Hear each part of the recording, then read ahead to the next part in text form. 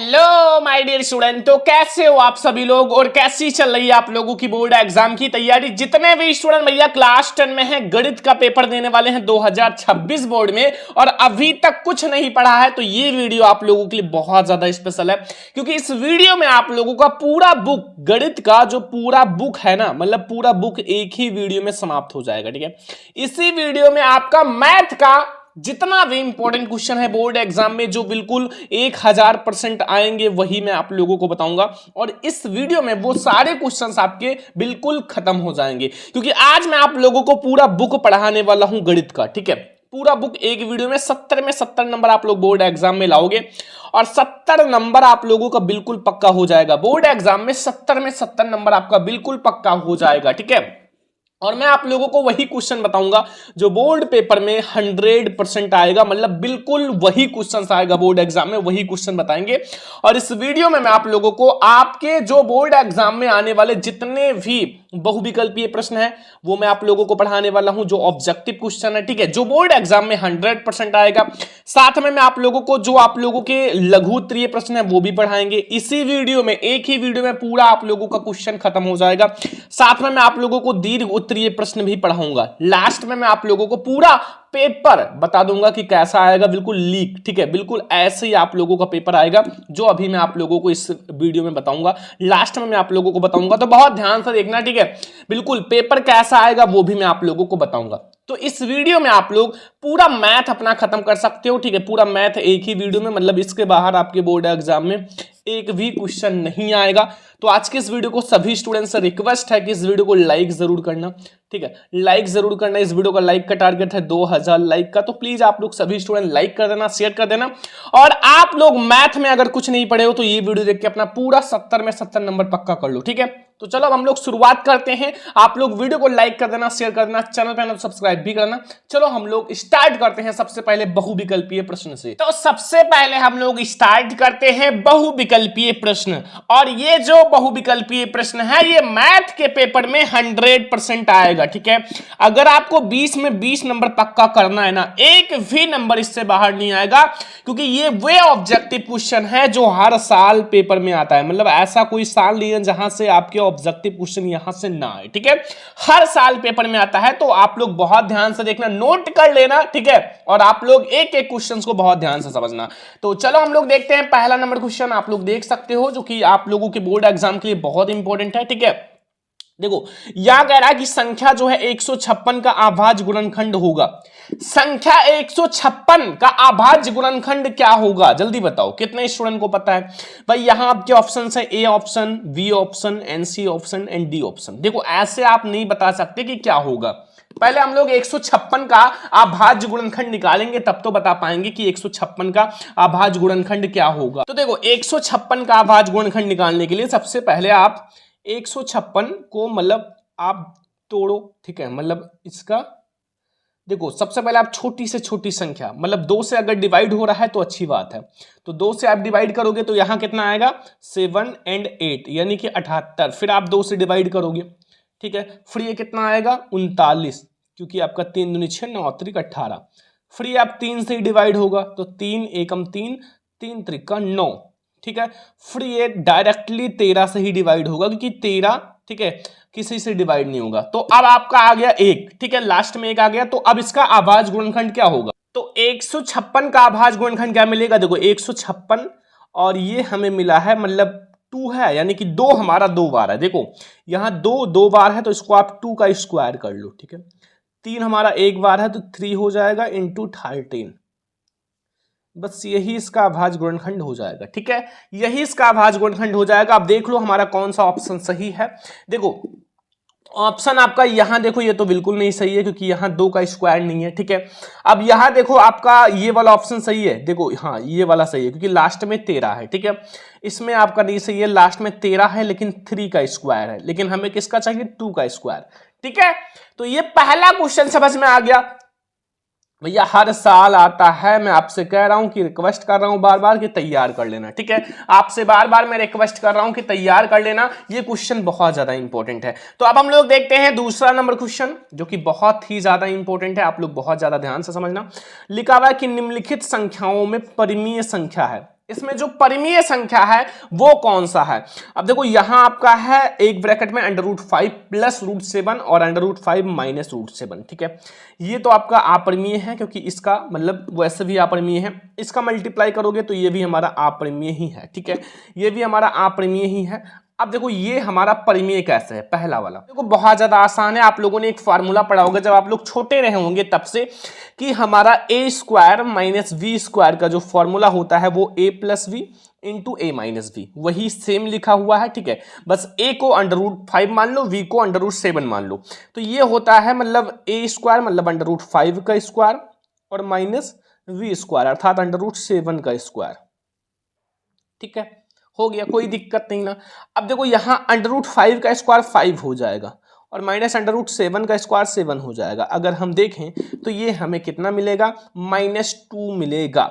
अब बताओ -2 जो है वो एक परिमेय संख्या है, क्या है, परिमेय संख्या, क्योंकि परिमेय संख्या को आप अंश बटे हर में लिख सकते हो और बटे में 1 मान सकते हो और q का मान 0 ना हो तो आप देख सकते हो ये एक परिमेय संख्या है। तो यहाँ जो हमारा मतलब a वाला ऑप्शन है ये एक परिमेय संख्या है, ये बात ध्यान रखना, ठीक है। तीसरा क्वेश्चन आ जाओ कि लिखा हुआ है, दिया है कि HCF जो है 252, 594 बराबर 18, मतलब इसका HCF दे रखा है, LCM जो है वो 252 और इसका ज्ञात करना है। तो आप लोगों ने एक फार्मूला पढ़ा होगा, कितने बच्चों ने पढ़ा है जल्दी बताओ, सभी स्टूडेंट ने पढ़ा होगा क्या, पहली संख्या गुणे दूसरी संख्या, ठीक है, मतलब जो पहली संख्या होती है गुणे दूसरी संख्या, पहली संख्या और गुणे दूसरी संख्या बराबर होता है LCM इंटू HCF की।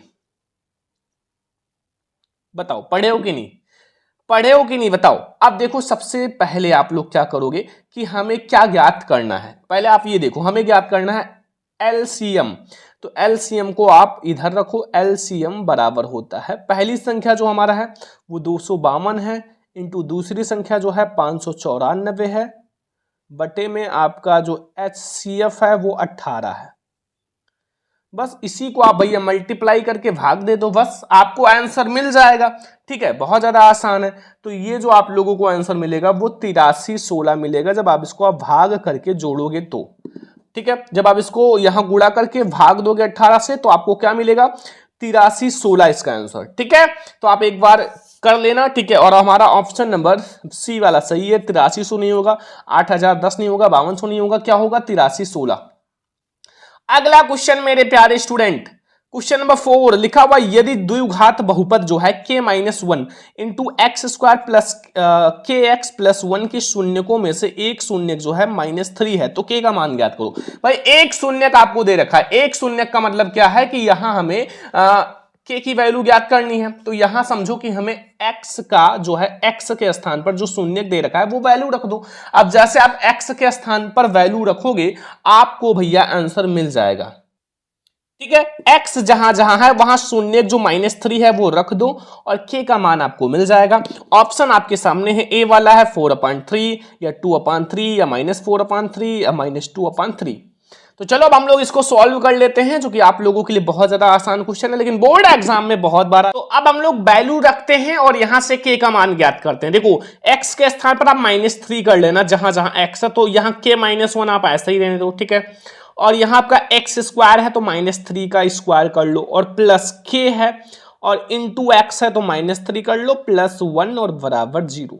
अब आप जैसे ही वैल्यू रखोगे आपको मल्टीप्लाई जोड़ घटाओ इसमें गलती नहीं होना चाहिए, ठीक है, बिल्कुल सही सही करना, ये बात ध्यान रखना। बहुत सारे बच्चे इसी में गलती करते हैं। तो यहां आपका k-1 है तो आप k-1 रखो और यहां 3 त्रिक 9 हो जाएगा और प्लस यहां आपका k है -3 प्लस 1 बराबर 0, ठीक है। थोड़ा सा आराम से मल्टीप्लाई वगैरह करना। देखो 9 का आपका k में होगा तो 9k हो जाएगा, अब 9 का आपका 1 में होगा आपका 9 हो जाएगा और यहाँ आपका -3 के हो जाएगा और प्लस 1 हो जाएगा बराबर 0, ठीक है।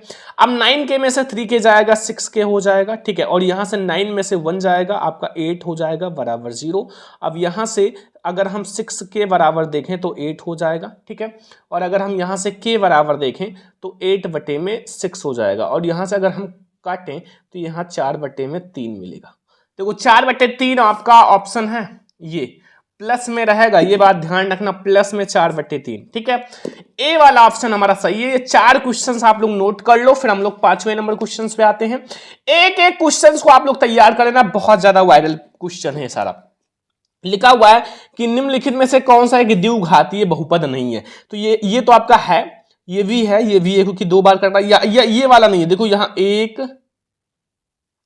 ये देखो आपका कितनी बार काट रहा है, 1 2 3, तो ये द्विघातीय बहुपद नहीं है। ठीक है, क्योंकि ये 3 बार काट रहा है तो ये त्रिघातीय है। ठीक है, नॉट द्विघातीय। तो ये हमारा हो गया। अब अगला आ जाओ मेरे प्यारे स्टूडेंट, अगला क्वेश्चन, क्वेश्चन नंबर 6, बहुत ज्यादा ध्यान से समझना। समीकरण जो है x माइनस वाई बराबर 2 एवं x प्लस वाई बराबर 2 का हल होगा। आपको इसको हल करना है। ठीक है, इसका हल क्या होगा? तो देखो, अगर आप लोग देखो, यहां सबसे ज्यादा इंपॉर्टेंट है कि इसको आप लोग कैसे हल करोगे। बहुत ज्यादा आसान है। ठीक है, आपका 2 समीकरण दे रखा है। ठीक है, 2 समीकरण, यानी कि आपका x माइनस वाई बराबर 2 और एक दे रखा है x प्लस वाई बराबर 2। तो आप क्या करोगे, इसको जोड़ लो। ठीक है, दोनों को आप विलोपन विधि के द्वारा जोड़ लो। यहां लिख दो जोड़ने पर। अगर घटाओगे ना तो चिन्ह बदल जाता है, तो जोड़ने पर लिख देना, वरना एग्जामिनर समझ नहीं पाएगा। यहां आपका ये कट जाएगा क्योंकि प्लस माइनस है। यहां से आपको ये मिल जाएगा 2x बराबर 4 और x बराबर 4/2 और बराबर आपको 2 मिल जाएगा। मतलब x की वैल्यू आपको 2 मिल गया। ठीक है, अगर y की वैल्यू निकालना है तो ये समीकरण 1 में x का मान रख दो, मतलब x माइनस वाई बराबर 2 और x के स्थान पर आप क्या रखोगे, 2 माइनस वाई बराबर 2।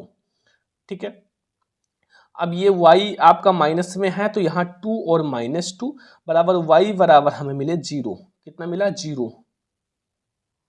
y बराबर आपको मिलेगा 0 और x बराबर 2।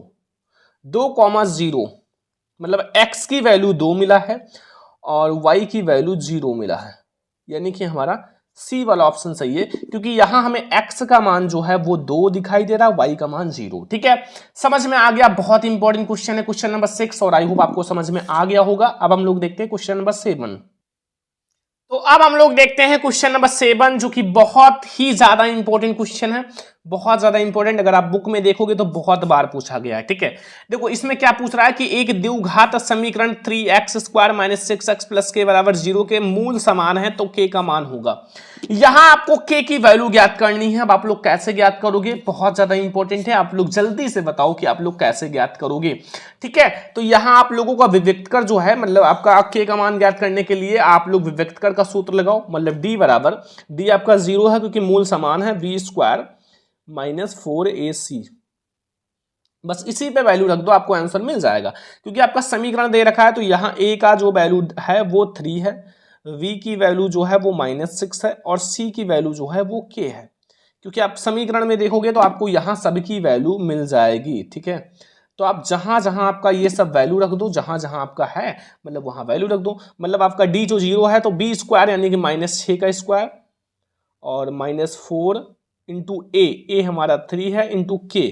ठीक है, k है और बराबर 0। अब देखो सबसे पहले आपको क्या मिलेगा, यहां आप लोगों का ये हो जाएगा 36 और -12 के बराबर 0। अगर हम k का वैल्यू देखें तो ये आपका 36 हो जाएगा और बटे में 12 और बराबर 12 3 36। k की वैल्यू हमें 3 मिला, k की वैल्यू 3 रहेगा, ध्यान रखना। ठीक है, 6 भी नहीं होगा, 9 नहीं होगा, 12 नहीं होगा। k की वैल्यू जो हमें मिलेगा वो 6 मिलेगा, सॉरी 3 मिलेगा। कितना, 3 मिलेगा। ठीक है, क्वेश्चन नंबर 7 समझ में आ गया। 7 में 7 नंबर पक्का है। मैं आपको वो क्वेश्चन करा रहा हूं जो वेरी इंपॉर्टेंट है बोर्ड एग्जाम के लिए। ठीक है, और बहुत आराम से पढ़ना। ठीक है, कोई जल्दी नहीं है, मैं आपको एक एक क्वेश्चन बहुत अच्छे से करा रहा हूं। अब देखो क्वेश्चन नंबर 8 में आपसे क्या पूछता है कि द्विघात समीकरण 3x square plus 5x plus 3 बराबर 0 के मूल कैसा है। मतलब इसका जो मूल है वो कैसा है। ऑप्शन नंबर ए है वास्तविक है, या फिर आपका वास्तविक तथा बराबर है, या वास्तविक तथा भिन्न है, या वास्तविक नहीं है। बताओ। देखो सबसे पहले अगर आप यहां से मतलब वैल्यू निकालोगे, ठीक है, v स्क्वायर माइनस 4ac का फॉर्मूला लगाओ, मतलब विविक्तकर का v स्क्वायर माइनस 4ac। ठीक है, 4ac आपका d, यानी कि जो आपका अगर यहां से अगर माइनस वैल्यू मिलता है, मतलब d जो है विविक्तकर जो है वो अगर हमें माइनस मिलता है d जो है, तो देखो सबसे पहले v स्क्वायर यानी कि 5 का स्क्वायर कर लो और -4 इंटू ए हमारा 3 है, इंटू सी जो है वो 3 है, ठीक है। तो ये 25 मिल जाएगा और माइनस हमारा 4 3 12 3 36, यानी कि हमें माइनस में कितना मिलेगा, इधर आपका -11 मिलेगा ना, -11। अब ये क्या है, जीरो से छोटा है, जीरो से छोटा है ना, इसलिए इसका मूल जो है वो वास्तविक नहीं होगा। क्या होगा, वास्तविक नहीं होगा, ध्यान रखना, क्योंकि ये जीरो से छोटा है, मतलब जीरो बड़ा है इससे, क्योंकि ये माइनस में है, मतलब खुद कर्जदार हैं, ऋणी हैं, क्योंकि माइनस में है तो वो समझो कर्जदार हैं, तो माइनस वाला उनसे ज्यादा बड़ा है, ठीक है। तो ये वास्तविक नहीं होगा, ये आप लोग बात ध्यान रखना, जो कि बहुत ही ज्यादा इंपॉर्टेंट क्वेश्चन है बोर्ड एग्जाम के लिए, और आप लोगों को ये क्वेश्चन जरूर से ही समझकर जाना है बोर्ड एग्जाम का पेपर देने से पहले, ठीक है। अगला क्वेश्चन आ जाओ मेरे प्यारे स्टूडेंट की समांतर श्रेणी 3, 8, 13, 18 का कौन सा पद 78 होगा। आपको ये बताना है कि इसका कौन सा पद 78 होगा। तो ऑप्शंस आपके पास है मेरे प्यारे स्टूडेंट, 60 या 68 या 16 या आपका 47। बताओ कौन सा पद जो है इसका 68 होगा।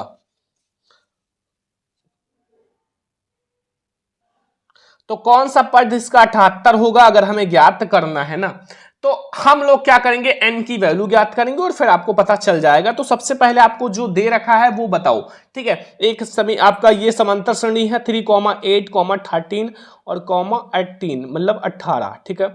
अब देखो सबसे पहले हमें ये भी पता है कि an कितना है, तो आप लोग an का फॉर्मूला लगाओ, an बराबर a plus n-1 into D, बस यही से आप n की वैल्यू निकाल लो।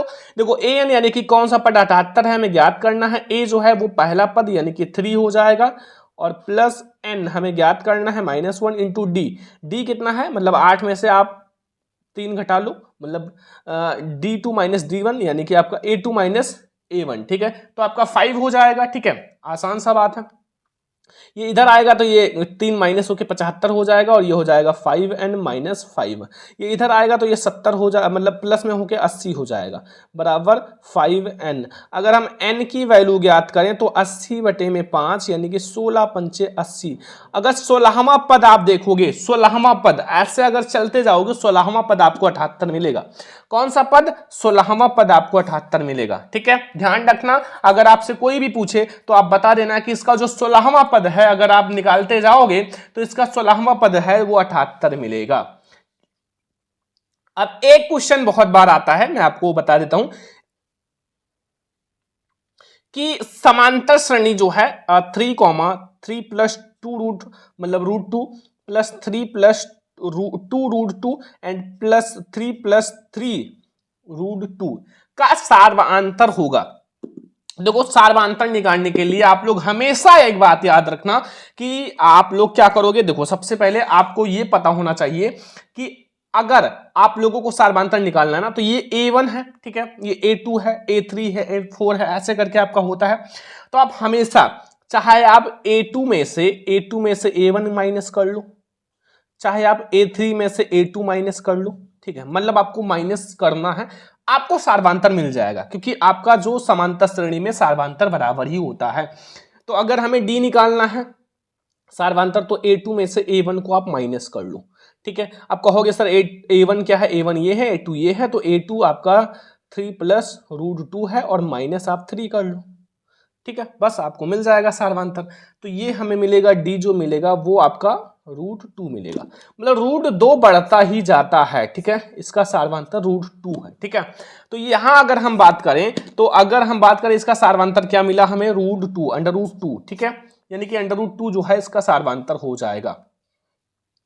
अगला क्वेश्चन मेरे प्यारे स्टूडेंट, क्वेश्चन नंबर 11 है, दो आकृतियां जिनके आकार समान है परंतु आवश्यक रूप से आमाप समान ना हो तो वो क्या कहलाती हैं, तो वो हमारा समरूप आकृति कहलाती हैं। मतलब उनका रूप समान है लेकिन चाहे वो मतलब सेंटीमीटर में कम हो, जैसे ये इतना बड़ा है ये इतना बड़ा है, लेकिन दिखने में क्या है, समान है। लेकिन ये अगर 5 सेंटीमीटर है या 2 सेंटीमीटर है, लेकिन आमाप माप नहीं कह रहा है, केवल ये दिखने में समान हो, ठीक है, बस दिखने में समान हो, मतलब उनकी आकृतियां समान हो, तो वो समरूप आकृति होता है, जिनके रूप समान हो, ठीक है। 11 ऑब्जेक्टिव समझ में आ गया, 11 में 11 अब आप लोग कर देना। अब हम लोग देखते हैं 12 नंबर ऑब्जेक्टिव। 12 नंबर क्वेश्चन बहुत इंपॉर्टेंट है, मतलब एक्स अक्ष पर एक बिंदु, जो बिंदु ए जो है वो 2 और -5 और v जो है -2,9 है, तो समदूरस्थ है तो निर्देशांक होगा। इसका आपको निर्देशांक ज्ञात करना है। ऑप्शन नंबर ए है भैया -7,0, ऑप्शन नंबर बी है 0,7, ऑप्शन नंबर सी है 0,-7, ऑप्शन नंबर डी है 7,0।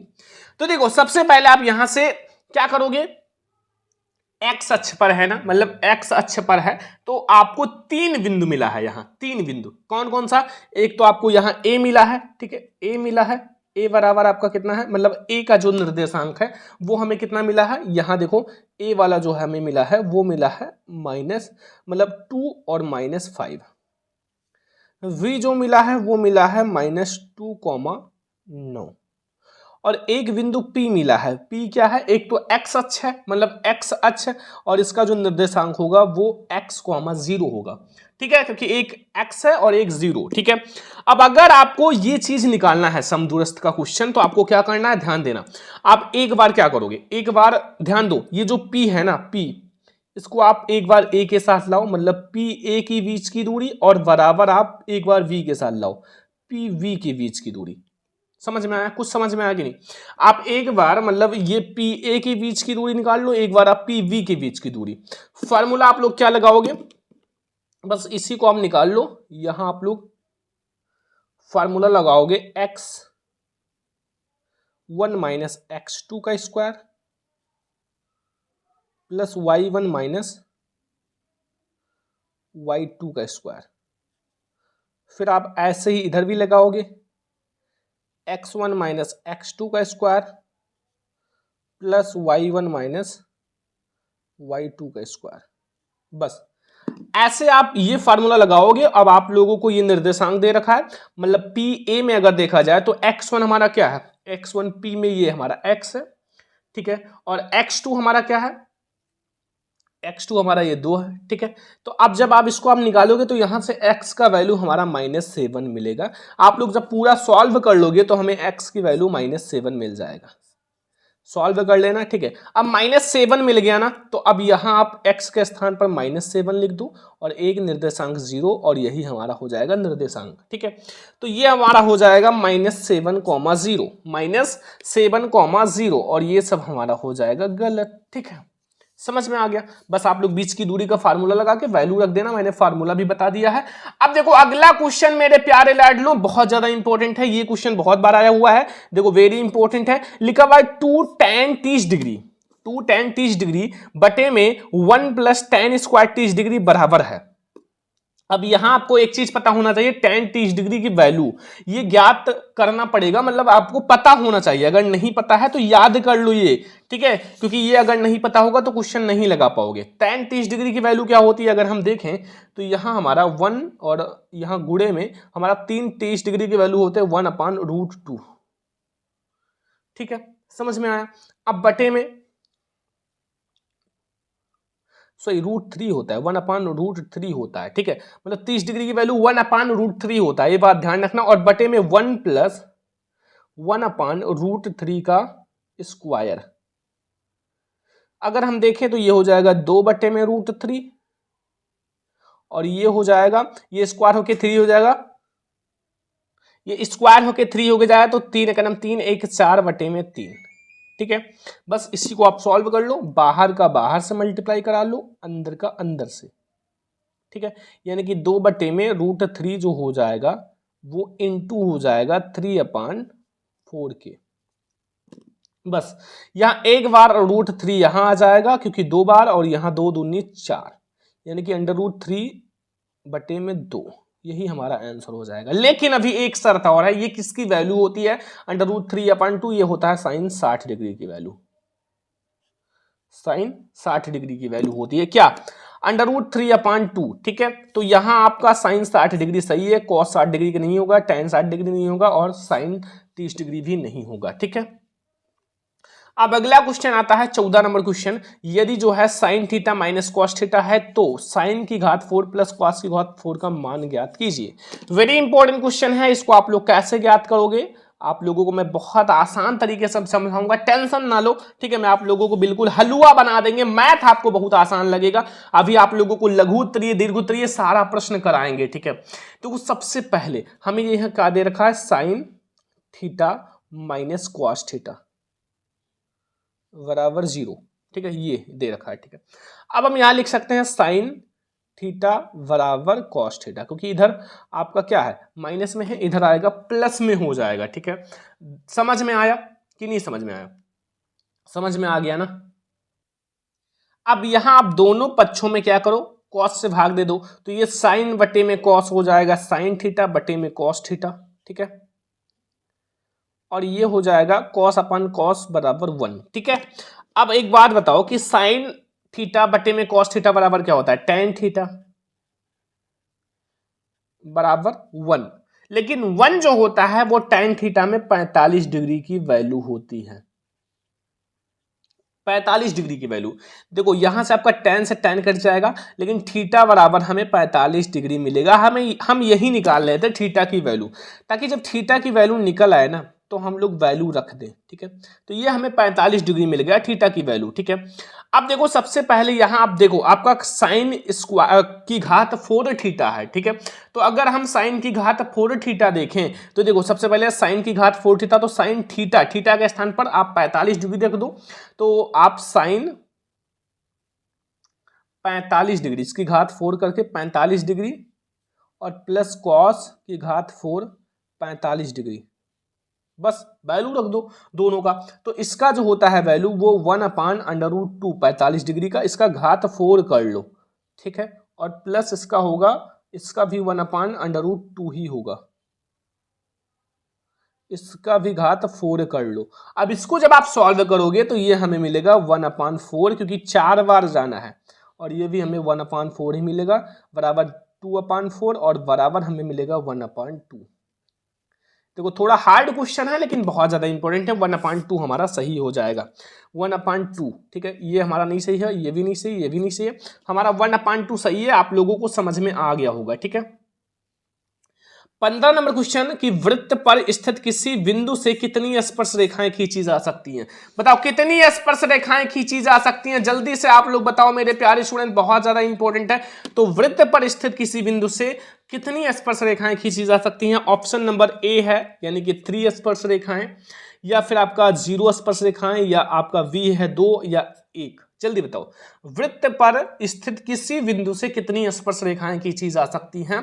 तो केवल और केवल एक स्पर्श रेखा।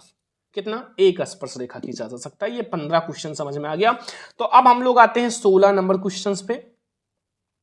16 नंबर क्वेश्चन ध्यान से समझो, बहुत ज्यादा इंपॉर्टेंट है आप लोगों के बोर्ड एग्जाम के लिए। ये क्वेश्चन बहुत ज्यादा इंपॉर्टेंट है, तो आप लोग थोड़ा सा ध्यान से समझना। देखो यहां लिखा हुआ है 16 नंबर की, त्रिज्या आर वाले वृत्त के उस त्रिज्यखंड का क्षेत्रफल जिसका कोण पी थीटा है निम्नलिखित है। तो देखो अगर पी थीटा है तो ऊपर तो हमारा पी डिग्री है, तो ऊपर तो पी डिग्री हो जाएगा। लेकिन हमारा मतलब देखो सबसे पहले आपको फॉर्मूला क्या होता है वो तो बता दें, ठीक है। देखो इसमें हमें मिलेगा ये 180 नहीं मिलेगा, पी डिग्री 180 720 मिलेगा, ठीक है। ये आपका सही है कि पी डिग्री बटे में 720 into 2 pi R square, 2 pi R square, ठीक है। हमारा यही वाला सही है, ठीक है। ध्यान रखना ये हमारा सी वाला सही है। और मैं आप लोगों को 1 शॉर्ट क्लास लाने वाला हूं हर चैप्टर का, 1 शॉर्ट क्लास में आपको बहुत अच्छे से हर एक कॉन्सेप्ट समझा दूंगा, टेंशन मत लो, ठीक है। अगला क्वेश्चन 17 नंबर, 1/2 सेंटीमीटर व्यास वाले किसी ठोस अर्धगोले को संपूर्ण पृष्ठीय क्षेत्रफल होगा। उसका हमें संपूर्ण पृष्ठीय क्षेत्रफल ज्ञात करना है। बताओ कैसे ज्ञात करोगे संपूर्ण पृष्ठीय क्षेत्रफल? कितने स्टूडेंट को पता है? तो संपूर्ण पृष्ठीय क्षेत्रफल ज्ञात करने के लिए देखो हमें ये व्यास दे रखा है, तो इसका आप त्रिज्या निकालो, मतलब व्यास का आधा कर लो, त्रिज्या मिल जाएगा। तो व्यास का आधा क्या हो जाएगा, 1/2 का बटे में 2 कर लो, और बराबर हमें 1/4 मिल जाएगा। ये हो गया इसका आधा, ठीक है। मतलब त्रिज्या हमें इतना मिला है, ठीक है। अब देखो सबसे पहले अगर आपको त्रिज्या मिल गया है तो अब आप लोग भैया क्या निकालोगे, अर्धगोले का संपूर्ण पृष्ठीय क्षेत्रफल, मतलब 3 पाई आर स्क्वायर, ठीक है। यही तो होता है अर्धगोले का संपूर्ण पृष्ठीय क्षेत्रफल का फार्मूला, ठीक है, अब आप भैया वैल्यू रख दो और आपको मिल जाएगा। मतलब देखो सबसे पहले आपका 3 पाई है, ठीक है, तो 3 पाई और आर स्क्वायर यानी कि 1/4 का स्क्वायर, ठीक है, ये हमें मिलेगा 3 पाई बटे में 16 सेंटीमीटर स्क्वायर। 3 पाई बटे में 16 सेंटीमीटर स्क्वायर। बी वाला ऑप्शन सही है, ठीक है, देख लो, ठीक है। देखो आपको जैसा ऑप्शन हो वैसा आपको करना है। पाई का वैल्यू ना रखो, क्योंकि पाई का आपको पाई के साथ ही ऑप्शन में है ना, तो पाई का साथ ऑप्शन में है तो पाई के साथ आप आंसर लिखो, ठीक है। 18 नंबर, 1 से 9 तक के प्राकृतिक संख्याओं का समांतर माध्य होगा। 1 से 9 तक का प्राकृतिक संख्याओं का समांतर माध्य क्या होगा? बहुत इंपॉर्टेंट क्वेश्चन है और ये तो आप बहुत आसानी से बता सकते हो, क्योंकि ये क्वेश्चन बहुत ज्यादा आसान है। अगर समांतर माध्य निकालना हो तो 1 से 9 तक तो आप कैसे निकालोगे बताओ? देखो 1 से 9 तक बीच में बताना है, तो 1 है, ठीक है, और हमारा +2 भी हमारा है प्राकृतिक संख्या, +3 भी है, +4 भी है, +5 भी है, +6 भी है, +7 भी है, +8 भी है और +9 भी है। वैसे भी आप निकाल सकते हो। देखो इधर कितने हैं, 1 2 3 4, इधर आप 4 ले लो और इधर आप 1 2 3 4 ले लो और बीच में जो आया है वही हमारा हो जाएगा आंसर, ठीक है, यानी कि 5 हमारा आंसर हो गया, क्योंकि ये समांतर माध्य है, मतलब बीच में आया हुआ तो 5 आंसर हो गया। या फिर आप सारे को जोड़ के आप बटे में 9 भी कर सकते हो तो आपको मिल जाएगा आंसर। मैंने आपको ट्रिक के साथ बताया है ताकि आप लोगों को और भी अच्छे से समझ में आ जाए। अब देखो अगला क्वेश्चन मेरे प्यारे स्टूडेंट, आप लोगों के लिए बहुत ही ज्यादा इंपॉर्टेंट क्वेश्चन लिखा हुआ है। यदि किसी बारंबारता का बट्टन माध्य जो है 20.5 तथा मध्यिका 20 है तो बहुलक ज्ञात कीजिए। बहुलक का फार्मूला लगा दो, आपको भैया बहुलक मिल जाएगा, ठीक है, बहुत आसान है। बहुलक का फार्मूला आप लोग लगा दो। तो बहुलक का फार्मूला कितने बच्चे को पता है जल्दी बताओ? बहुलक जो होता है वो बराबर क्या होता है?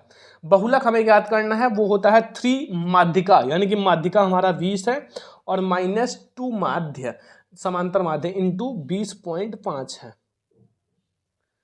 तो ये 60 हो जाएगा और -41, तो हमें बहुलक जो मिलेगा वो आपका 19 मिलेगा, क्योंकि आपका 60 में से 41 जाएंगे 19, बहुलक 19 मिला, ठीक है। अगला आ जाओ 20 नंबर, पासे को एक बार उछालने पर अभाज्य संख्या जो है प्राप्त होने की प्रायिकता। पासा आप लोग जानते हो, पासा जो होता है उसको अगर आप एक बार उछालोगे, ठीक है, एक बार उछालने पर अभाज्य संख्या आने की प्रायिकता क्या होगा? तो जब आप लोग लूडो खेलते हो, लूडो, तो उसमें पासा जो होता है उसमें अभाज्य संख्या कौन कौन सी होती है? अभाज्य संख्या कौन कौन सी होती है? एक तो आपका 2 है, एक 3 है, एक 5 है, ठीक है, एक ही बार उछालना है, ठीक है। तो अब ये हमारी क्या है, 3 संभव आएंगे, ठीक है, 3 संभव, मतलब अभाज्य जो है, मतलब उछालने पर अभाज्य आने की प्रायिकता, तो ये 3 हमारा हो जाएगा, जो कि संभव मतलब अनुकूल, और कुल जो होता है वो 6 होता है। 6 आपका बार आ सकता है तो वो 2 हो जाएगा, मतलब 2 नहीं 1/2, क्योंकि आपका 3 एकम 3 बटे में, यानी कि 1/2 क्या हो जाएगा, 1/2, ठीक है, 1/2 ध्यान रखना। तो ये हमारे 20 ऐसे ऑब्जेक्टिव क्वेश्चंस हैं, 20 ऐसे, 20 में 20 जो आपके बोर्ड एग्जाम में 100% आएगा, तो ये आप लोग कंप्लीट कर लेना, ठीक है। बहुत ज्यादा इंपॉर्टेंट है, मतलब हर साल पेपर में आता है, हर साल, तो बोर्ड एग्जाम 2026 में तो 100% आएगा। साथ में अब हम लोग जो लघु उत्तरीय क्वेश्चंस हैं वो देखते हैं और साथ में दीर्घ उत्तरीय प्रश्न हैं वो देखते हैं, ठीक है। तो चलो अब हम लोग देखते हैं लघु और दीर्घ उत्तरीय प्रश्न। ऑब्जेक्टिव क्वेश्चन तो समझ में आ ही गया होगा और वीडियो को लाइक जरूर करना। चलो हम लोग देखते हैं पहला प्रश्न, जो कि ये क्वेश्चन भैया बोर्ड एग्जाम में हर साल पूछा जाता है। अगर आप देखें तो ये क्वेश्चन हर साल आता है, ठीक है। अगर देखो ये वाला क्वेश्चन मैं आप लोगों को बहुत अच्छे से समझाऊंगा, क्योंकि ये बोर्ड एग्जाम में जरूर आता है कि सिद्ध कीजिए कि √5 एक अपरिमेय संख्या है। देखो आपके बोर्ड एग्जाम में √5 आता है, या फिर अगर √2 आ जाए, या फिर √3 आ जाए, या फिर √7 आ जाए ना, कोई सा भी आ जाए, आप चुटकियों में सिद्ध कर दोगे। क्योंकि मैं आप लोगों को ऐसा ट्रिक बताऊंगा कि एक से आप लोग कैसो भी आ जाए, हजारों आ जाए तो आप सिद्ध कर दोगे, और 100% ये आपके बोर्ड एग्जाम में भैया 4 नंबर पक्का करेगा। 4 नंबर ये आपका क्वेश्चन पक्का कर देगा, ठीक है, पक्का, बिल्कुल पक्का कर देगा। तो बहुत ध्यान से समझना, ठीक है। मैं आपको एक एक स्टेप समझाऊंगा। सबसे पहले इसको सिद्ध करने के लिए आपको सिद्ध करना है अपरिमेय संख्या, तो इसका उल्टा आप मान लो, ठीक है, इसका उल्टा कि हम मानेंगे हल। आप लोग समझो, मैं आपको एक एक चीज को बहुत अच्छे से समझाऊंगा, ठीक है। हल मानना आपको पड़ेगा कि माना जो √5 है इसका उल्टा मान लेगा। एक क्या है, अपरिमेय सिद्ध करना है तो परिमेय संख्या आप मान लो। √5 एक क्या है, परिमेय संख्या है। क्या है, √5 एक परिमेय संख्या है। अब आप लोग भैया, मैंने आप लोगों को परिमेय संख्या अपरिमेय संख्या पढ़ाया था। कितने स्टूडेंट को पता है, कितने स्टूडेंट को नहीं पता है कि हम लोग अगर ये परिमेय संख्या है तो परिमेय संख्या को हम P/Q के रूप में लिख सकते हैं, ठीक है। P/Q, देखो आप A/B, P/Q कुछ भी लिख सकते हो, मैंने यहां एक एग्जाम्पल के रूप में लिखा है, ठीक है। अब देखो सबसे बड़ी बात यहां क्या है मेरे प्यारे स्टूडेंट, कि जहां जो P और Q क्या है, P और Q क्या है, सह-अभाज्य संख्या है जिनका HCF केवल 1 होना चाहिए, ठीक है। तो यहां जो है जहां P तथा Q क्या है, P तथा Q सह-अभाज्य संख्या है। क्या है, सह-अभाज्य संख्याएं हैं। बहुत ध्यान से समझना, सह-अभाज्य संख्या है या संख्याएं दो हैं तो संख्याएं लिख दो, संख्याएं हैं, ठीक है। अब ध्यान दो, अगर ये आपका सह-अभाज्य संख्याएं हैं तो आपका जो P और Q का HCF ओनली 1 होना चाहिए, ठीक है। ये बात ध्यान रखना। एंड यहां Q की जो वैल्यू है वो 0 के बराबर नहीं होनी चाहिए, सबसे बड़ा चीज तो ये है, ठीक है। यहां आप ये बात ध्यान रखना, तथा जो Q है, ये जो हर है, हर की वैल्यू 0 के बराबर नहीं होना चाहिए, बस, ठीक है। ये चीज ध्यान रखना, अगर 0 के बराबर हो गया तो वो परिमेय संख्या नहीं होगा। अब हम क्या करेंगे, दोनों पक्षों का वर्ग कर लेंगे। एक पक्षीय तो दोनों पक्षों का वर्ग करने पर, ठीक है। एक एक स्टेप को समझना, तभी आप बोर्ड एग्जाम में बहुत अच्छा नंबर लाओगे। दोनों पक्षों का वर्ग करने पर जब हम दोनों पक्षों का वर्ग करेंगे तो फिर हमें क्या मिलेगा, ध्यान से समझो। दोनों पक्षों का जब हम लोग वर्ग करेंगे तो यहां √5 का वर्ग करोगे, √5 का वर्ग, ठीक है। एंड हमारा जो P है, P और Q का वर्ग करोगे, दोनों का हमने वर्ग कर लिया, ठीक है।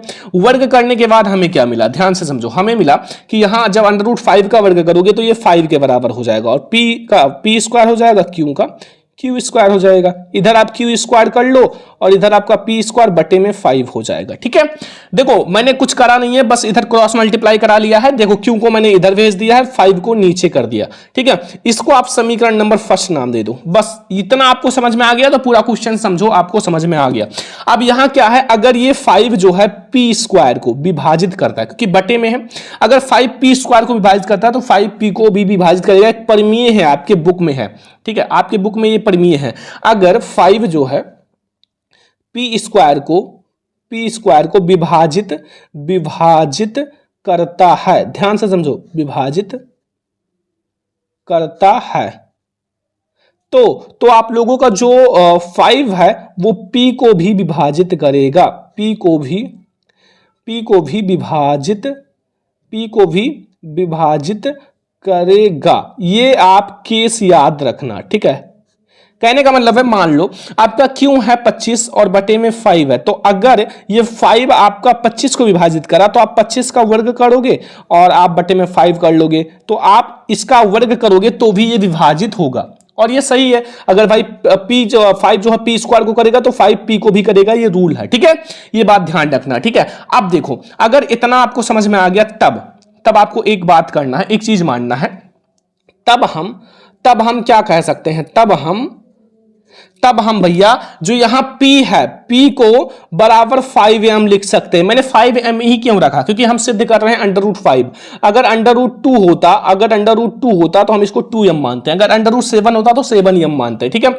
हम 5 सिद्ध कर रहे हैं इसलिए 5m माना है, लिख सकते हैं, 5m लिख सकते हैं। अब कहोगे सर यहां m क्यों आ गया, तो m जो है जहां m क्या है, जहां जो m है, m कोई पूर्णांक है, क्या है, m जो है कोई पूर्णांक है। पूर्णांक का मतलब ये एक पूर्णांक है, इसको हम लोग लिख सकते हैं।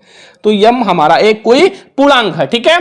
तो ये बात आपको समझ में आ गया। अब समीकरण 1 में आप रख दो भैया p की वैल्यू, समीकरण 1 में की p का मान रख दो। समीकरण 1 में जो p है, P का मान रखने पर आप समीकरण 1 में P का मान रख दो, बस आपको भैया Q का वैल्यू आ जाएगा।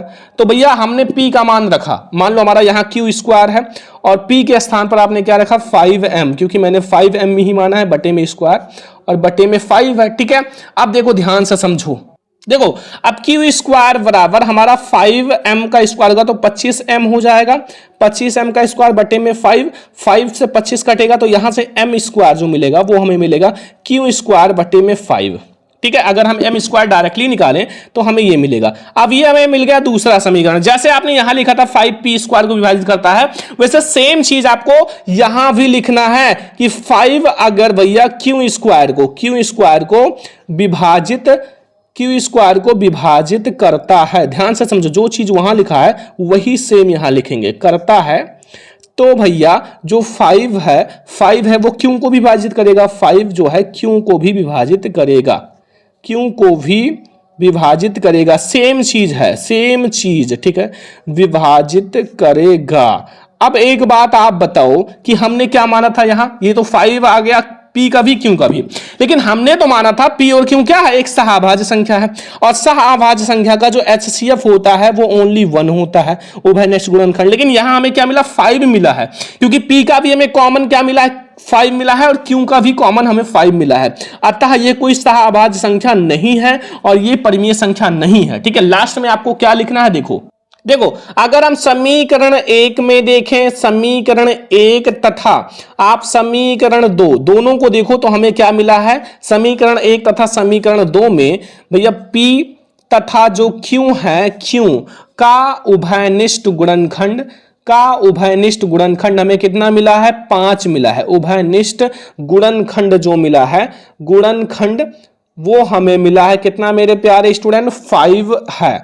ठीक है, अगर ये 5 है तो ये भैया परिमेय संख्या हो ही नहीं सकता, अतः क्योंकि इसका उभयनिष्ठ गुणनखंड 1 होना चाहिए, क्योंकि मैंने उभयनिष्ठ माना था, तो अतः मैंने क्या माना था, सहअभाज्य √5 एक परिमेय संख्या नहीं है। क्या है, परिमेय संख्या नहीं है, डायरेक्टली लिख दो, परिमेय संख्या नहीं है। तो भैया अगर ये परिमेय संख्या नहीं है तो आपको क्या बताना है, तो क्या लिखना है, अतः जो √5 है एक भैया अपरिमेय संख्या है। क्या है, अपरिमेय संख्या है। तो भैया आपने ऐसा सिद्ध कर दिया कि √5 एक अपरिमेय संख्या है। ठीक है, सेम आप लोग भैया चाहे √2 आ जाए, अगर √2 आ गया तो यहां √2 करोगे, √2 का स्क्वायर करोगे और यहां लिखोगे 2 अगर P स्क्वायर को विभाजित करता है, वहां 2 अगर Q स्क्वायर को विभाजित करता है तो उसका उभयनिष्ठ गुणनखंड 2 मिलेगा, तो वो हमारा क्या हो जाएगा, अपरिमेय संख्या हो जाएगा। √7 आए तो उभयनिष्ठ गुणनखंड 7 मिलेगा, √3 आए तो उभयनिष्ठ गुणनखंड 3 मिलेगा, मतलब परिमेय हो ही नहीं सकता। ठीक है, बस ये हमारा अपरिमेय होगा। तो ये हर साल में बोर्ड में आने वाला क्वेश्चन मैंने आपको समझा दिया कि भैया आप कैसे सिद्ध करोगे, √5 एक अपरिमेय संख्या है, साथ में आप √3 √2 √7 भी ऐसे सिद्ध कर सकते हो। ये क्वेश्चन आपको समझ में आ गया होगा। अब हम लोग देखते हैं दूसरा क्वेश्चन। तो अब हम लोग देखते हैं दूसरा नंबर क्वेश्चन, जो कि बोर्ड एग्जाम के लिए बहुत ज्यादा स्पेशल। ठीक है, अगले साल भी ये आया था बोर्ड एग्जाम में, तो बहुत ध्यान से समझना। ठीक है, इसमें क्या पूछ रहा है, ये 2 अंकों से बनी किसी संख्या के अंकों का योग कितना है, 9 है। अगर 2 अंकों से बनी किसी संख्या के अंकों का योग 9 है, यदि संख्या के अंक उलट दिए जाएं तो बनने वाली संख्या मूल संख्या से 27 अधिक होगी, तो संख्याएं ज्ञात करनी है। आपको यहां क्या ज्ञात करना, संख्याएं ज्ञात करनी है। अब आप लोग ये क्वेश्चन देख सकते हो भैया, बोर्ड एग्जाम में आपका 2000 पहले एनसीईआरटी का है, 2022 में, 2023 में, 2024 में, 2025 में आया हुआ है, और 2026 में भैया ये 100% छपेगा। तो आपसे रिक्वेस्ट है, थोड़ा सा गिनती वगैरह अगर चेंज हो जाएगा तो आपको टेंशन नहीं लेना है, सेम क्वेश्चन आपको लगाना है। देखो सबसे पहले आपको मानना पड़ेगा, हल समझो भैया, हल देखो मैं आपको एक एक पॉइंट को बहुत अच्छे से समझा रहा हूं। ठीक है, तो सबसे पहले आप ये समझो कि माना दोनों को आपको मानना पड़ेगा। माना जो हमारा दहाई का अंक, देखो दोनों मानना है तो आप माना एक बार लिख दो, दहाई का अंक मैंने क्या माना, मैंने दहाई का अंक माना भैया x। क्या माना, x। ठीक है, मैंने दहाई का अंक एक x माना, तथा इकाई, अब हम इकाई का अंक मानेंगे, इकाई का अंक। तो इकाई का अंक आप क्या मानोगे, इकाई का अंक आप y मानोगे, x और y। अगर a भी मानने हो तो a भी मान सकते हो, ऐसा कोई दिक्कत नहीं, आप कुछ भी मान सकते हो। ठीक है, अब अतः आप ये समझो, अतः जो हमारा अतः दो अंकों की संख्या, दो अंकों की संख्या क्या मिलेगा? अगर हम दो अंकों की संख्या की बात करें तो वो हमें क्या मिलेगा? तो दो अंकों की संख्या जो मिलेगी वो हमारा 10x प्लस वाई, यानी कि ये हमारा इकाई है, y हमारा इकाई है, ये हमारा इकाई है, ये दहाई है, तो ये इकाई है और ये दहाई है, इसलिए मैंने x और y ऐसे माना है। ठीक है, बात ध्यान रखना, बहुत इंपॉर्टेंट है। ठीक है, अब आ जाओ भैया, अब हम लोग समझते हैं बहुत ज्यादा इंपॉर्टेंट चीज कि भैया अब हमें अंक भी तो पलटना है। ठीक है, अंक भी पलटना है, तो अंक पलटने पर, अगर आपने अंक पलटा तो अंक पलटने पर प्राप्त संख्या, आपको अंक पलटने पर कौन सी संख्या प्राप्त हुई? तो आपने अंक पलटा तो x को इधर कर दो, y को उधर कर दो, बस कुछ करना थोड़ी है, 10y इधर रखो प्लस x इधर कर दो, बस अंक आपका पलट गया। ठीक है, अंक पलट गया और दो अंकों से बनी संख्या का योग आपका 9 है। ठीक है, यानी कि यहां डायरेक्टली आपका बता दिया है अकॉर्डिंग टू क्वेश्चन, प्रश्न अनुसार, ध्यान से समझो, प्रश्न अनुसार। ठीक है, प्रश्न के अनुसार अगर हम चलें तो दो अंकों की संख्या का योग 9 है, पहला समीकरण। तो वैसे ही आपका बन गया कि दो अंक जो हैं, दो अंक यानी कि आपका x और प्लस y, ये दोनों अंक हैं और इसका जो अंकों का योग है वो आपका 9 है। कितना है? 9 है। ठीक है, और ये हमें मिल गया पहला, आपका पहला समीकरण, तो ये तो आपको पहले ही मिल गया, पहला समीकरण मिल गया। दूसरा समीकरण के लिए क्या करना है भैया कि ये तो योग न है, यदि संख्या के अंक उलट दिए जाएं तो बनने वाली संख्या मूल संख्या से 27 अधिक है। अगर हम बात करें, यहां ध्यान से समझो, यहां आपको थोड़ा सा कंफ्यूज हो सकते हो, तथा अब हम बात करेंगे कि अगर हम संख्या के अंक उलट दिए जाए तो ये आपका जो उल्टे हो, मतलब आप ने जो मतलब उलटने पर बनी संख्या है, ठीक है, और बराबर जो आपका बनी है मूल संख्या 10x प्लस वाई, लेकिन ये जो है 27 अधिक है। अगर वो 27 अधिक है तो बराबर करने के लिए हम 27 इसमें जोड़ेंगे, मूल संख्या में 27 जोड़ेंगे, ताकि ये दोनों क्या हो जाए? इक्वल हो जाए। देखो, हमें बराबर दिखाने के लिए इसमें जोड़ना पड़ेगा। अब ये समीकरण आप सॉल्व कर लो, आपका दूसरा समीकरण मिल जाएगा। देखो ध्यान से समझो, सबसे पहले यहां आपका y है, इधर x है, तो इधर आपका x है, आगे कर लो, और माइनस 10x है। ठीक है, और प्लस 10y है, 10y है, इधर आएगा माइनस 10y और बराबर आपका ये 27 हो जाएगा। तो ये माइनस होगा तो ये माइनस 9x हो जाएगा, ये x है, ठीक है, यहाँ x है तो 9x हो जाएगा, और ये आप लोगों का क्या रहेगा? प्लस 9y, क्योंकि ये माइनस हो गया, और बराबर 27। अब देखो, आप 9 से सारे में भाग दे दो तो यहाँ माइनस x मिलेगा और प्लस y मिलेगा, बराबर 9 त्रिक 27, सब में आपने 9 से भाग दे दिया। तो अब ये हमें क्या मिल गया? ये हमें मिल गया दूसरा समीकरण। पहला समीकरण, दूसरा समीकरण आपको मिल ही गया है। तो अब आपको कुछ भी नहीं करना है, यहां से आपको क्या करना है? कुछ भी नहीं करना। अब आप देखो, ये आपका प्लस माइनस है, तो समीकरण 1 तथा समीकरण 2 को जोड़ने पर, समीकरण जो आपका 1 है, समीकरण 1 तथा समीकरण जो 2 है, समीकरण 2 को जोड़ने पर आप उसको जोड़ दो। ठीक है, जोड़ने पर आपको भैया सारा जो आपका है वो निकल आएगा वैल्यू एक्स वाई का। ठीक है, निकल आएगा वैल्यू। तो समीकरण फर्स्ट है हमारा x प्लस वाई बराबर 9, और समीकरण सेकंड जो हमें मिला है मेरे प्यारे स्टूडेंट, वो मिला है माइनस एक्स प्लस वाई बराबर 3। ठीक है, अब क्या करोगे भैया? देखो, सबसे पहले आपने इसको जोड़ा है तो यहां लिख दो जोड़ने पर, भैया जोड़ने पर, ऊपर भी लिखा हुआ लेकिन यहां भी लिख दो, ज्यादा अच्छा रहेगा। यहां से x कट गया। ठीक है, अब यहां मिलेगा हमारा 2y बराबर 9 3 12, और y बराबर हमें मिलेगा 12/2, अर्थात हमें अगर y की वैल्यू देखी जाए तो हमें मिलेगा 6। यहां से y की वैल्यू 6 मिल गया। ठीक है, अब y का मान समीकरण 1 में रख दो, आपका x का मान निकल आएगा। तो y का मान कहां रखोगे? समीकरण 1 में रख दो। समीकरण 1 में रखने पर, समीकरण 1 में रखने पर, यानी कि आप समीकरण 1 में, यानी कि x प्लस वाई बराबर योग जो है वो 9 है। ठीक है, तो आप समीकरण 1 में आपने y का मान रखा तो y जो है प्लस 6 है बराबर 9, और y x बराबर 9 में से 6 चली जाएंगी, और x बराबर आपको क्या मिलेगा? 3। क्या मिलेगा? 3। x की वैल्यू आपको 3 मिलेगा और y की वैल्यू आपको क्या मिलेगा? 6 मिलेगा। ठीक है, अब संख्या ज्ञात करनी है ना, हमें संख्या बताना है ना, तो संख्या के लिए बहुत आसान है। आपने क्या माना था? अब संख्या आप तुरंत निकाल सकते हो। संख्या जो आपको मिला था वो क्या मिला था, 10x प्लस वाई आपका संख्या था। ठीक है, तो अब आप वैल्यू रख दो भाई। देखो वैल्यू आप क्या रखोगे, देखो सबसे पहले आपका x की वैल्यू क्या आया है, x की वैल्यू आपका 3 आया है और प्लस y की वैल्यू आपका 6 आया है। तो आपका 10 3 30 6 36 यही आपका आंसर हो जाएगा। संख्या जो मिलेगा वो हमारा 36 मिलेगा।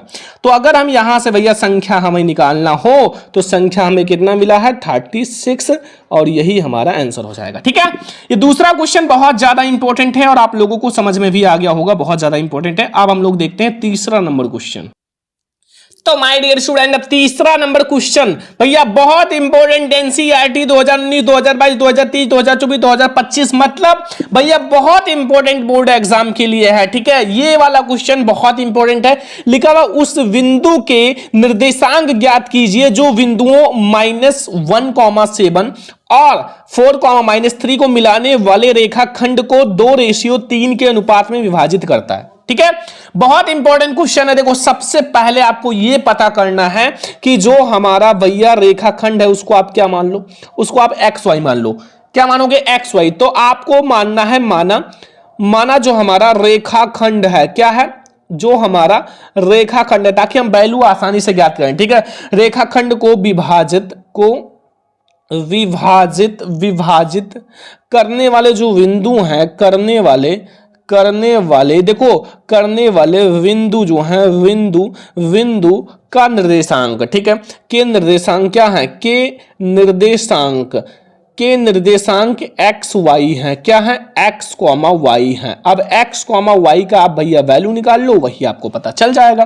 ठीक है, तो आप कैसे निकालोगे, देखो सबसे पहले आपको यहां पता होगा x1 क्या है। सबसे पहले x1 क्या है, तो x1 जो हमारा पहला वाला है -1। ठीक है, ये हमारा x1 है। अगर हम x2 की बात करें तो वो हमारे दूसरे का पहला यानी कि 4, और y1 क्या है, y1 जो ये पीछे वाला 7, और फिर y2 क्या है, y2 अगर हम इसका दूसरे का पीछे वाला मतलब -3। ठीक है, मतलब आपको ट्रिक बता रहे हैं। अब देखो m1 आपको अनुपात तो पता ही है भैया, m1 क्या है, m1 तो आपको पता ही है कि हमारा ये 2 है, और m2 क्या है, 2 रेशियो आपका m2 है 3, क्योंकि 2:3 में विभाजित करता है। अब बहुत आसानी से x y की वैल्यू ज्ञात कर सकते हो। अतः हम विभाजन सूत्र लगाएंगे। क्या लगाएंगे, विभाजन। अतः विभाजन स्थिति में हम विभाजन का सूत्र लगाएंगे। अतः विभाजन स्थिति में, ठीक है, अब हम क्या लगाएंगे, विभाजन का सूत्र लगाएंगे एक्स वाई का। तो पहले हम एक्स की वैल्यू निकालते हैं। तो एक्स का सूत्र आप लगाओ सबसे पहले, एक्स बराबर आपका होता है m1। ठीक है, m1 x2 plus m2 x1। ठीक है, और बटे में आप लोगों का होता है m1 प्लस m2। ठीक है, अब यहां से आप वैल्यू रख दो, आसानी से वैल्यू निकल आएगा। देखो m1 क्या है, m1 आपका 2 है, x2 क्या है, x2 हमारा 4 है, प्लस m2 क्या है, 3 है, इंटू x2 आपका x1 क्या है, यहाँ x1 है ना, यहाँ आपका x1 है तो वो हमारा -1 है। ठीक है, बटे में आपका m1 m2 2 प्लस 3 है। ठीक है, बस इसी को सॉल्व कर लो, आपका आंसर आ जाएगा। देखो सबसे पहले ये हो जाएगा 4 दूनी 8 और 3 एकम 3 -3 बटे में 5। ठीक है, यानी कि आपको ये कितना मिलेगा बच्चों, 5 बटे में 5 बराबर 1, यानी कि हमें x की वैल्यू 1 मिल गया। ठीक है, लेकिन अभी हमें y की वैल्यू निकालेंगे तभी आपका निर्देशांक निकलेगा। तो y की वैल्यू निकालने के लिए आप फार्मूला लगाओ, y बराबर m1 जहां x2 है यहाँ वहां y2 कर दो, प्लस m2 y1 बटे में आप लोगों का m1 प्लस m2। ठीक है, अगर आपको ऐसे नहीं ज्ञात होता तो आप ऐसे याद कर सकते हो। देखो ये 12 है, मतलब ये 12 21 याद कर लो। ठीक है, 12 21, ये तो 12 21 12। ठीक है, 12 21 का मतलब यहाँ m1 है, यहाँ x2 है, यहाँ m2 है, यहाँ x1 है, बटे में आप लोगों का m1 m2 यानी कि 1 और 2। तो ऐसे भी मैं आपको ट्रिक बहुत सारा बताऊंगा। अगर फार्मूला याद नहीं होता तो मैंने बहुत सारा ट्रिक बना रखा है, आप लोगों को पीडीएफ देंगे, साथ में मैं आप लोगों को ट्रिक भी बताऊंगा। अब देखो वैल्यू रख दो, m1 की वैल्यू क्या है, m1 की वैल्यू क्या है 2, और y2 की वैल्यू क्या है -3। ठीक है, एंड प्लस m2 की वैल्यू आपका 3 है, इंटू ये 7 है, बटे में आप लोगों का 2 प्लस 3। अब ये हो जाएगा 3 दूनी 6 -6 और ये प्लस 3 7 21। ठीक है, और बटे में 5 बराबर ये हो जाएगा 15 बटे में 5, और यहां से आपका 5 3 15, यानी कि हमें x और y निर्देशांक है। तो अगर हम बात करें तो x, y जो हमें मिलेगा वो मिला है बराबर आपका x की वैल्यू क्या मिला है बच्चों 1 और ये हमें 3, तो यही हमारा निर्देशांक हो जाएगा। 1,3 जो है वो बिंदु का अभिष्ट बिंदु का निर्देशांक है। ये क्या है? अभिष्ट बिंदु का निर्देशांक है जो हम ज्ञात कर रहे थे। अभिष्ट बिंदु का निर्देशांक, बिंदु का निर्देशांक, बस यही तो हम ज्ञात कर रहे थे भाई, निर्देशांक x और y की वैल्यू। तो ये आपका हो गया बहुत ज्यादा इंपॉर्टेंट क्वेश्चन। मैं बहुत आसान तरीके से समझा रहा हूं ताकि आपको बहुत आसानी से समझ में आ जाए। और ये सब क्वेश्चन आप तैयार कर लेना, हर साल बोर्ड में आता है और बहुत ज्यादा मेहनत करते हैं आप लोग, तो प्लीज लाइक करना। बस 1000 लाइक का टारगेट है, लाइक जरूर करना वीडियो को, ठीक है। तो चलो अब हम लोग देखते हैं चौथा क्वेश्चन।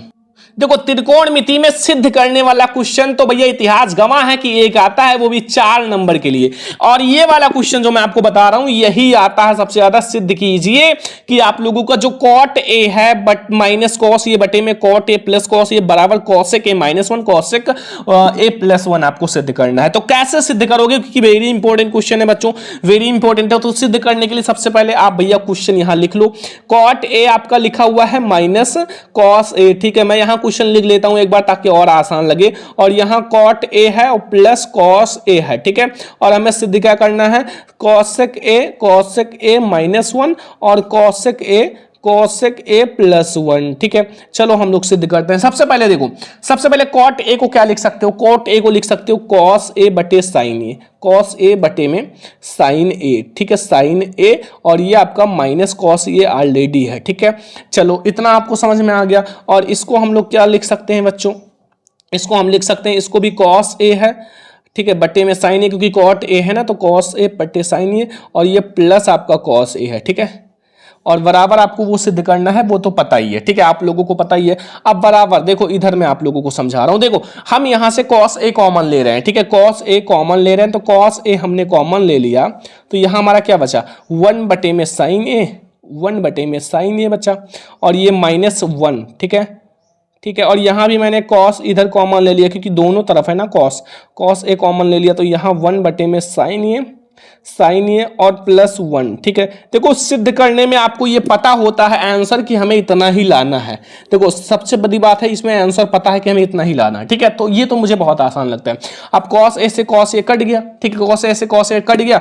अब देखो सबसे बड़ी बात, 1 अपान साइन ए को क्या लिख सकते हो, 1 अपान साइन ए जो होता है वो आपका बराबर कॉसेक होता है, कॉसेक ए, ठीक है। तो कॉसेक ए, ये कॉसेक ए हो गया, कॉसेक ए। और ये -1 और बटे में ये हमारा कॉसेक ए और ये +1, बस सिद्ध तो हो गया। इसमें क्या है बताओ, 4 नंबर में इतना हलवा क्वेश्चन आता है, लेकिन देखो गलती करोगे तो बड़ा लगेगा, वरना मैं आपको जिस तरीके से समझाया हूं ऐसे करोगे तो आसान लगेगा।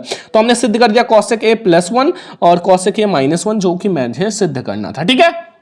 तो ये हर साल आने वाला प्रश्न है, जितना मैं आपको समझा रहा हूं बिल्कुल समझ लो। तो चलो अब हम लोग देखते हैं 5वां क्वेश्चन, जो कि बहुत ट्रेंडिंग क्वेश्चन है, बोर्ड एग्जाम में जरूर आएगा, बिल्कुल समझ कर जाना, ठीक है। हाइट एंड डिस्टेंस का ये आएगा क्वेश्चन, हाइट एंड डिस्टेंस का सबसे इंपॉर्टेंट क्वेश्चन 6 नंबर के लिए, long question, very important, NCERT 2019, 2022, 2024, 2025 भैया हर साल बोर्ड में आता है, लगातार आया हुआ है, तो 2026 में लगातार आएगा।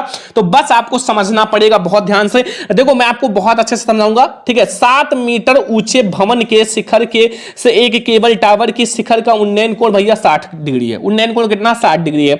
और इसके पाद का उन्नमन कोण 45 डिग्री है। तो टावर की ऊंचाई ज्ञात कीजिए, आपको टावर की ऊंचाई ज्ञात करना। तो सबसे पहले मैंने कुछ लिख दिया है ताकि आप लोगों को ज्यादा टाइम ना लगे। देखो ये आप लिखो या ना लिखो, थोड़ा सा भी लिख सकते हो, मैंने आपको बहुत अच्छे से समझाने के लिए लिखा है। माना सबसे पहले मैं माना है केबल टावर ए जो है, ए वी एक केबल टावर है। क्या है, ए और वी जो कि पूरा आपका एक केबल टावर है। देखो ध्यान से समझो, मैं आपको चित्र के साथ समझाऊंगा, वैसे मैं आप लोगों को अभी मैं स्केल की सहायता से नहीं, वैसे नॉर्मल समझा रहा हूं, ठीक है। ये ठीक है, मैंने ए और वी क्या माना, ए और वी भैया केबल टावर मान लिया। चलो ए और बी, देखो मैं इसी के अकॉर्डिंग, क्वेश्चन के अकॉर्डिंग आपको बताऊंगा। और उसी धरातल पर एक भवन है सीडी, उसी धरातल पर, देखो उसी धरातल मतलब उसी, ये धरातल हो गया, देखो नीचे का ये पृथ्वी है तो सभी को पता है। अब इसी धरातल पर क्या है, ये है आपका सी एंड डी, क्या है, इसको मैंने माना है C and D, C and D. देखो ध्यान से समझना, अभी फिगर समझ जाओगे। और जिसकी ऊंचाई 7 सेंटीमीटर है, इसकी जो ऊंचाई है ये जो है ये 7 से मीटर है, सॉरी मीटर, 7 मीटर है, ठीक है, 7 मीटर, ध्यान रखना 7 मीटर। तो 7 मीटर है। भवन के शिखर सी से क्षैतिज धरातल के समानांतर रेखा सीई, सीई यानी कि इसको मैंने ऐसे डॉट चिन्ह द्वारा मिला लेते हैं, ये आपका सी और इसी के भैया समानांतर है ना, सीई जो ये आपका इसी के समानांतर है ना, ये ठीक है, इसी के ऊपर है, समांतर है। अब देखो इतना तो समझ में आ गया, सीई है। अब देखो, अब प्रश्न के अनुसार भैया भवन के शिखर सी से केबल टावर का जो ए का उन्नयन कोण 60 डिग्री है। मतलब अगर हम इसका उन्नयन कोण की बात करें, अगर हम इसको मिलाते हैं ऐसे ऐसे मिलाते हैं ये, तो ये कितना है, 60 डिग्री है। कितना है, 60 डिग्री है, ठीक है, 60 डिग्री है। और केबल टावर के पाद वी का उन्नमन कोण भैया 45 डिग्री है। कितना है, 45 डिग्री। मतलब अगर हम ये पाद यानी कि ये हम नीचे की ओर जाएंगे तो ये हमें 45 डिग्री मिलेगा। बस इतना सा आपका है, ठीक है। और अगर 45 डिग्री तो समकोण त्रिभुज बीईसी में अब हम लोग लगाते हैं, बीईसी में यानी कि बी एंड ई एंड सी यानी कि ये वाला कोण लेते हैं, ठीक है, ये वाला कोण, ठीक है। मैं आपको ऐसे समझा रहा हूं, बहुत ज्यादा स्पेशल है, ठीक है। तो इसमें हम लोग क्या करेंगे, देखो सबसे पहले अगर ये आपका 7 है तो ये भी इसी के बराबर है, ये भी 7 ही होगा, 7 मीटर ही। कहने का मतलब है कि ध्यान से समझो कि अगर ई और वी, मेरे कहने का मतलब है अगर हमारा ई और वी जो है वो बराबर है बिल्कुल सी और डी के, क्योंकि सी और डी के, तो अगर वो 7 है तो ये भी 7 ही मीटर होगा, ठीक है, क्योंकि भाई बिल्कुल बराबर है, तो इसमें तो कोई हमें कंफ्यूजन है नहीं। अब हम लोग लेंगे भैया कि tan, क्योंकि लंब और आधार हमारा है LAL और आधार है और कहने के आधार और लंब, ठीक है। तो देखो सबसे पहले आप tan लो 45 डिग्री, tan 45 डिग्री बराबर बराबर आप लोगों को क्या है, ई एंड वी यानी कि लंब ई और वी, और आधार क्या है, आधार यानी कि नीचे वाला, ठीक है, ई नीचे वाला यानी कि आपका ये वाला, ठीक है, ई सी ई कर लो या ई सी कर लो, कुछ भी नहीं है, ठीक है। बस अब आप वैल्यू रख दो, आपका आंसर आ जाएगा। वैल्यू का मतलब है tan 45 डिग्री की वैल्यू 1 होती है, और ये जो हमें है ये आपका जो आपका EV है ये 7 है, और ये हमें नहीं पता, तो इसको आप CE को ऐसे ही रहने दो, CE को आप ऐसे ही रहने दो, तो CE की जो वैल्यू मिलेगी वो आपका 7 मीटर मिलेगा। तो यानी कि आपका ये भी 7 ही मीटर है, ठीक है, यानी कि हमें ये एक वर्ग टाइप का, क्योंकि ये भी 7, ये भी 7, ये भी 7, तो ये भी 7 ही होगा, ठीक है। तो ये हमें हो गया 7 मीटर, ठीक है, इतना समझ में आ गया। अब हम लोग दो कोण है ना, तो 60 डिग्री वाला भी लेंगे, तो पुनः आप लोगों को समकोण त्रिभुज आपका AEC में अब हम लोग लेते हैं। तो अब यहाँ tan 60 डिग्री, क्योंकि अभी तक 45 था, अब tan 60 डिग्री वाला लेना है, ठीक है, tan 60 डिग्री। अब ये बराबर है लंब जो है पूरा है भैया, ठीक है, पूरा है, तो ये बात ध्यान रखना, पहले AE लेंगे, ठीक है, AE, क्योंकि आप लोग अभी AE से समझो, AE और बट्टे में आधार क्या है, CE तो आपको पता ही है। अब देखो CE भी पता है, तो ये आपका होता है, इसकी वैल्यू कितनी होती है, √3, और AE तो मुझे पता नहीं है, अभी AE की वैल्यू निकल आएगी, और ये हमने CE की वैल्यू 7 निकाला है, ठीक है, AE की वैल्यू मैंने 7 निकाला है, तो ये E बराबर हो जाएगा क्या, 7√3 मीटर, ठीक है। तो अब आप भैया बताओ, अब निकाल सकते हो कि नहीं, बताओ। AE भी मिल गया, देखो हमें ये भी मिला है CV और ये E, अब दोनों जोड़ लो भैया, आपका हो जाएगा पूरा केबल टावर। अब देखो अब तो बहुत आसान लग रहा होगा, अब भैया तब पूरा केबल टावर जो है, केबल टावर AV की ऊंचाई, अब तो बहुत आसान लग रहा होगा क्योंकि सर ने पूरा समझा ही दिया, अब तो हलवा बना दिया। अब ऊंचाई क्या है, आप लोग दोनों को जोड़ लो, मतलब ये आप ये ई जोड़ लो और EV जोड़ लो, अर्थात AE और प्लस EV। AE और EV जब आप लोग जोड़ोगे तो आप लोगों को AE की वैल्यू जो है, AE की वैल्यू क्या मिला है, AE की वैल्यू 7√3, ठीक है, और ये आपका +7 है बराबर। अब बराबर यहाँ 7 कॉमन ले लोगे तो √3 और +1 मिल जाएगा, ठीक है, मीटर। तो यही तो हमें हो गया पूरा केबल टावर, ठीक है। अतः बस हमें मिल गया, अतः केबल टावर AV की ऊंचाई, हमें यही ज्ञात करना था, AV की ऊंचाई कितना है, 7 बाहर रहेगा √3 + 1 मीटर है। आप √3 की वैल्यू रख कर भैया वैल्यू निकाल सकते हो, लेकिन इतना सही है। ठीक है, तो ये आप लोगों का हाइजेन डिस्टेंस 6 नंबर वाला क्वेश्चन मैंने पक्का करा दिया। तो आज का ये क्लास कैसा लगा कमेंट करके जरूर बताना। देखो और जो क्वेश्चंस हैं वो मैं आप लोगों को टॉप और भी लाऊंगा, ऑब्जेक्टिव भी लाने वाला हूं, तो चैनल को सब्सक्राइब करके बेल आइकन को प्रेस कर लेना। आज की इस क्लास को ज्यादा से ज्यादा लाइक करना, ज्यादा से ज्यादा शेयर करना, चैनल पे सब्सक्राइब भी कराना। अब आप लोग भैया कमेंट करो और किस सब्जेक्ट की क्लास चाहिए। चलो हम लोग मिलते हैं नेक्स्ट इंपॉर्टेंट क्लास में, तब तक के जय हिंद, वंदे मातरम।